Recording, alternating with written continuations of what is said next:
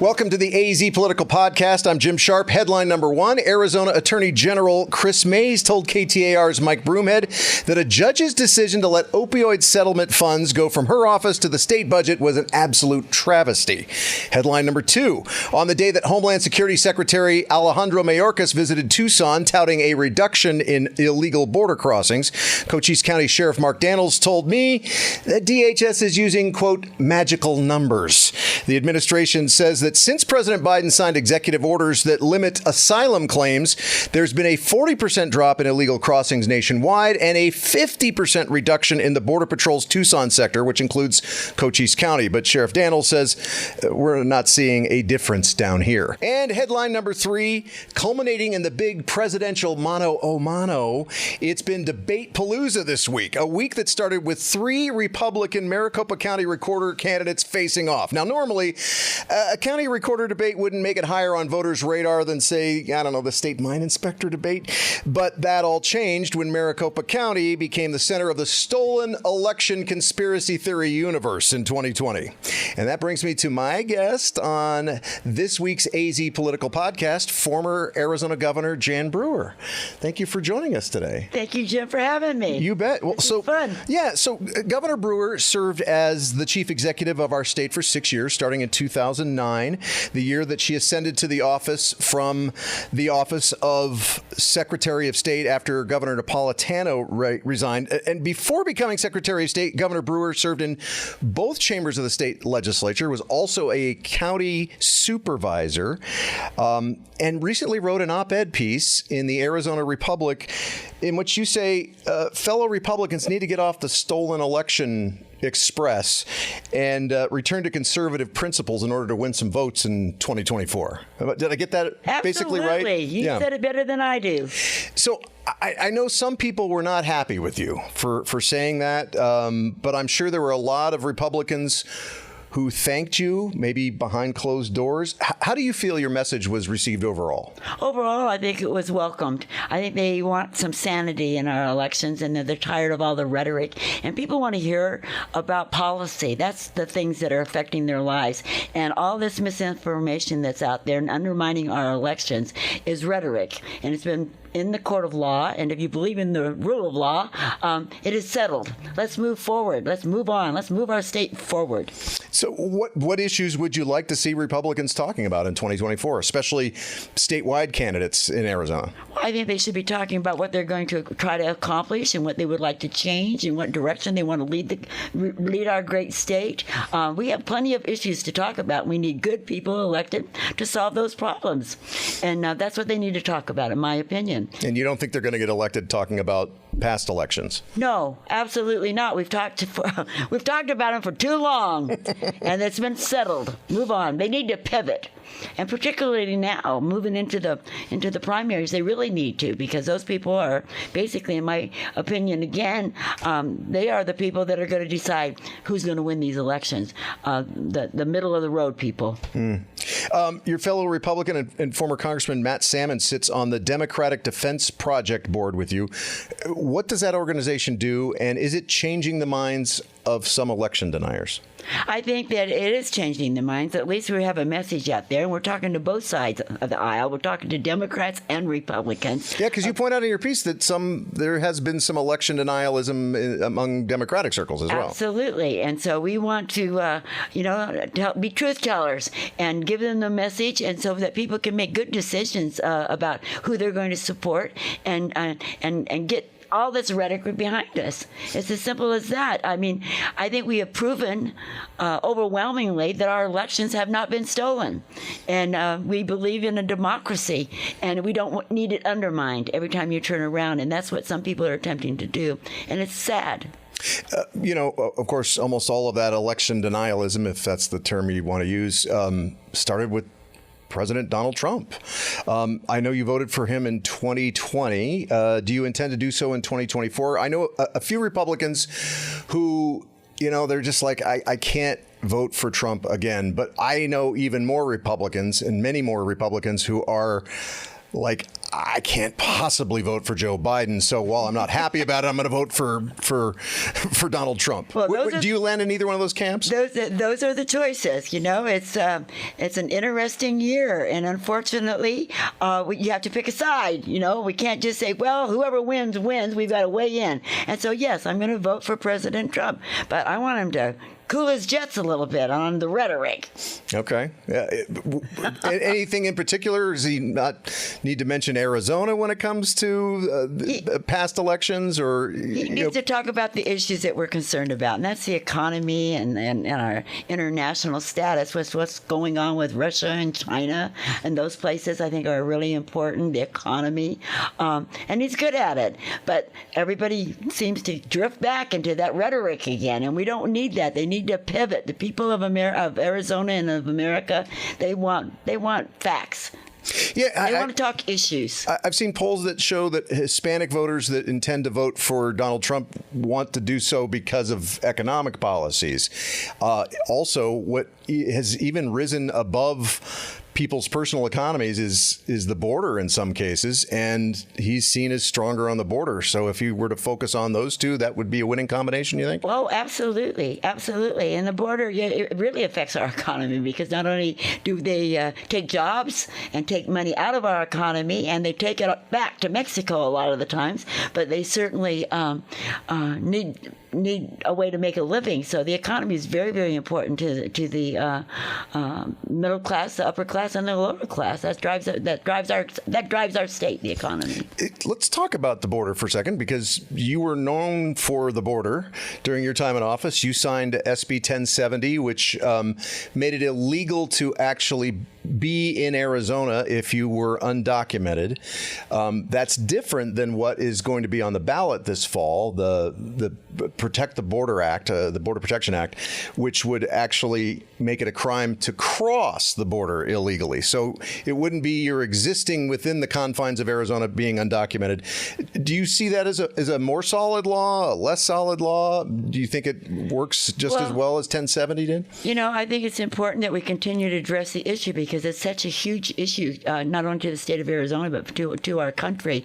But the bottom line is that the feds say it's illegal to come into our country illegally, and they're coming in legally, and we are picking up the bill. We pay for the incarceration for them if they get into a crime.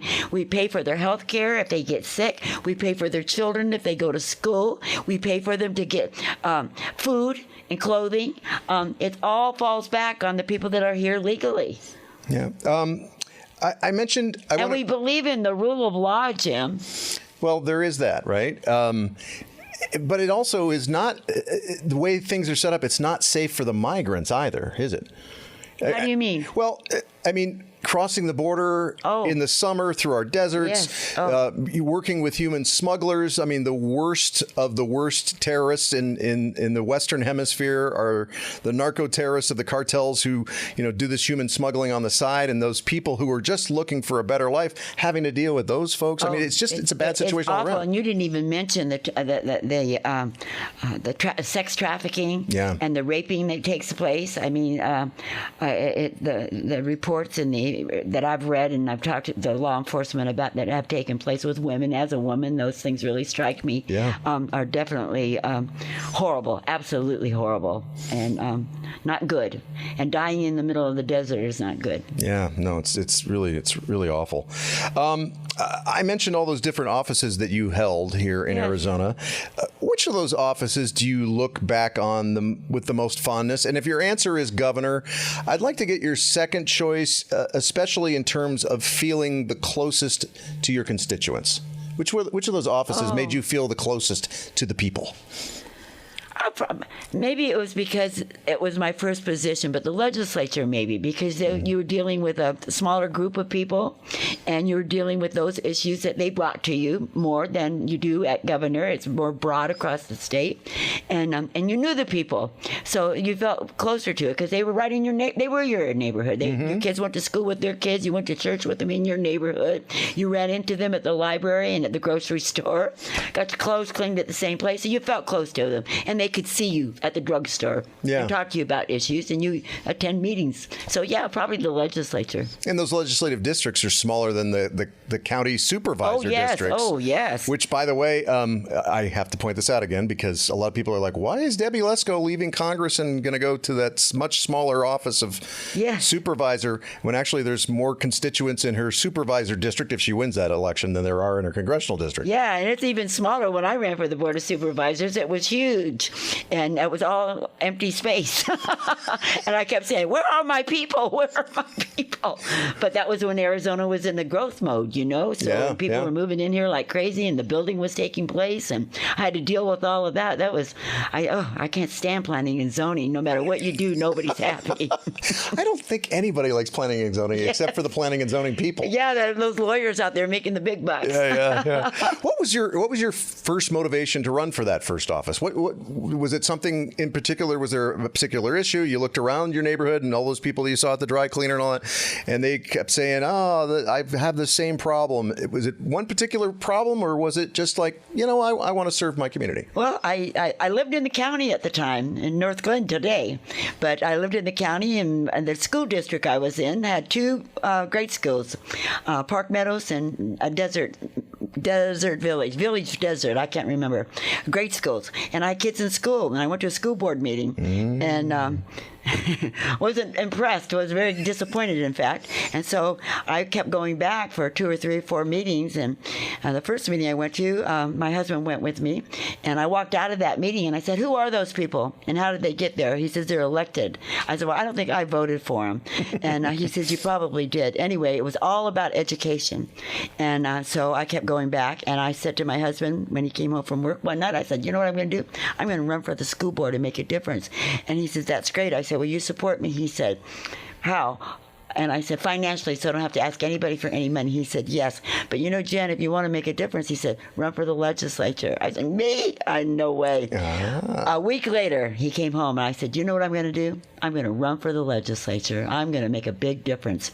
And I ran. He supported me. I didn't have to ask anybody for any money, and I worked really, really hard.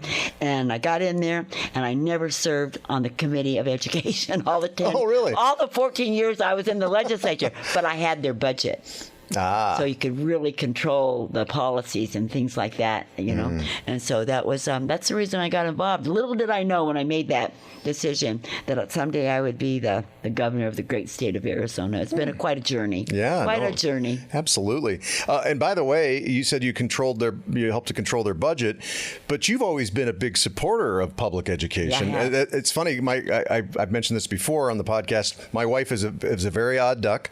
She is a Republican public school teacher from Massachusetts. That's very rare, right? Oh. So she's always been a fan of yours because of your support for public education. I appreciate hearing that because I appreciate those teachers that are out there every day doing their job and under terrible circumstances. I mean, can you imagine dealing with all these kids' parents every day? And, I mean, even if you had one, it would be terrible every day, but you have maybe, 25, 20 teachers, and there's 2 parents, right? So, I mean, it's difficult out there. Yeah. And so I admire our school teachers, and I've always been supportive of them. You were the 4th and the 3rd consecutive woman to be called Madam Governor. Why do you think America has not crossed the threshold to have a Madam President? And do you think it even matters if and when we have a woman president? Well, I think it would be great if we had a woman president, and she can do the job and she's qualified. I don't think that we need a woman president if she can't run and win. I think that, you have to be the right person at the right time in the right place. However, Arizona has a long history of really being good to women candidates.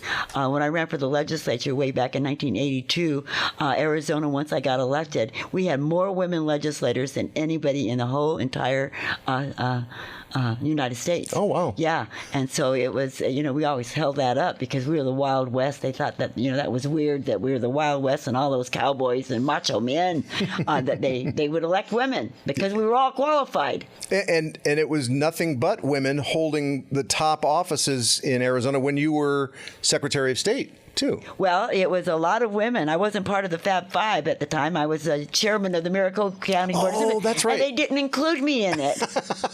Darn. I would have loved to have joined them.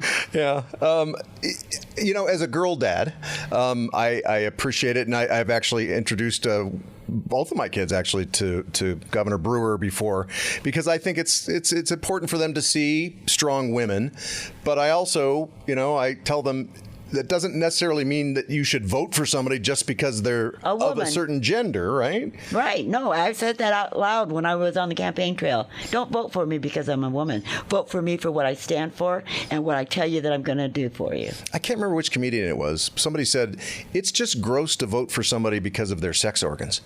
So that's a good one.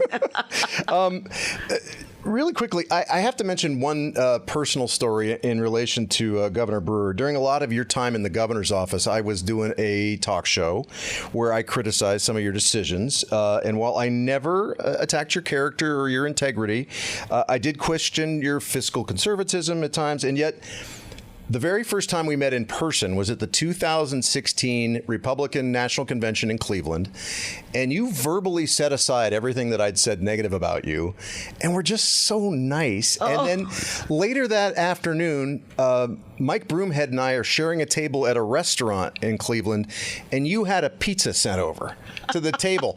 So my question for you is, was that pizza for me or for Mike? That's what. Definitely for you. Okay, all right, just checking. No. I do remember that. Yep. I do. That was a great convention, wasn't it? Yeah. It was so fun. I am not going this year, but I've been to a lot of them, and that was a fun one.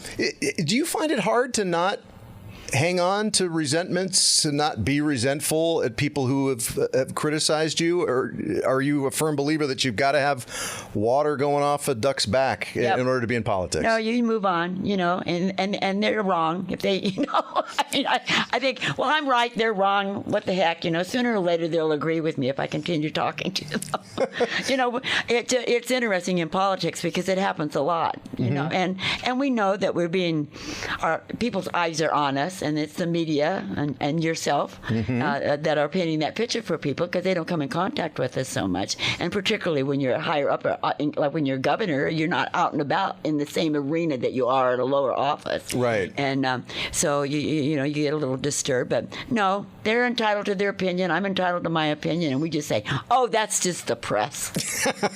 And we love the freedom of the press too. So right. it's We do. Yeah. So do you think a few Republicans could learn a lesson or two from your lack of resentment and feeling vengeful about anything that's been said about you? I do. I absolutely do. I don't think we need to hold grudges. I think we need to open up and understand that we all have different reasons for different reasons, and that we ought to be able to sit down and discuss it calmly and take that opportunity to change their minds is what I've always thought. If they don't agree with me now, maybe if I get the opportunity to talk to them, I can change their mind to agree with me, or give them the information that they need to make that decision. Because sometimes, when you're doing things, people don't understand why you did it. I mean, you're cutting this, you're cutting that, you're slashing this. Right. And why are you doing that? Well, there's a reason for that. Or why did you vote for this bill? Well, there's a reason. Listen to a reason why I did it.